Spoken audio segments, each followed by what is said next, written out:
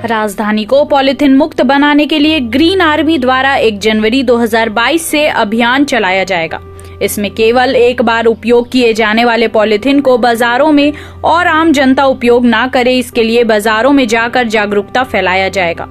यह कार्य नगर निगम के साथ मिलकर किया जाएगा। इसमें जो भी दुकानदार सिंगल यूज पॉलिथीन का प्रयोग करेगा या भंडारण करेगा, उस पर कड़ी कार्रवाई की जाएगी। यह अभियान तब तक चलेगा जब तक शहर में पूरी तरह से सिंगल पॉलिथीन बंद ना हो जाए। नमस्कार, मैं Amitabh Dubey, green army team की तरफ से। हम सभी ये जानते हैं कि पॉलिथीन को समाप्त करना इतना आसान नहीं है।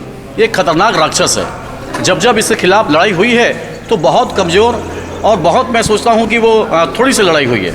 इस पॉलिथीन को समाप्त करने के लिए एक बहुत जोरदार लड़ाई की ज़रूरत है। इसीलिए 3 महीने से हम इसके लिए संघर्षरत हैं। कभी हम बाज़ारों में जाते हैं, जन जागरण करते हैं, कभी स्कूलों में, कॉलेज में जाते हैं, बच्चों को संकल्प दिलाते हैं, कभी महिलाओं पे जाते हैं, घर में जाते हैं, उनसे अभियान चलाते हैं कि मेरा किचन पॉलिथीन फ्री किचन हो।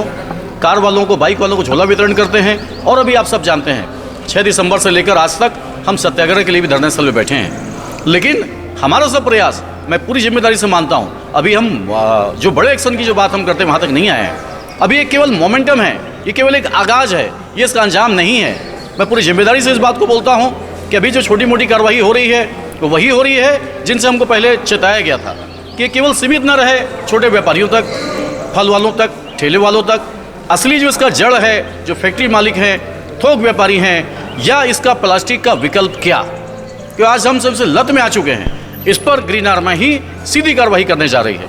नगर निगम की टीम के साथ हमारी लगातार मीटिंग हो रही है, जहाँ पे हम ये बोल रहे हैं कि भैया ज़रूरत पड़ने पे हम जनप्रतिनिधियों के साथ में आपके पास में आएंगे, जनता भी इसमें जोड़ेंगे।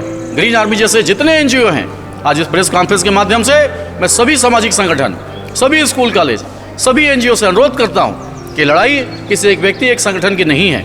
इसको हम सब मिलकर लड़ें।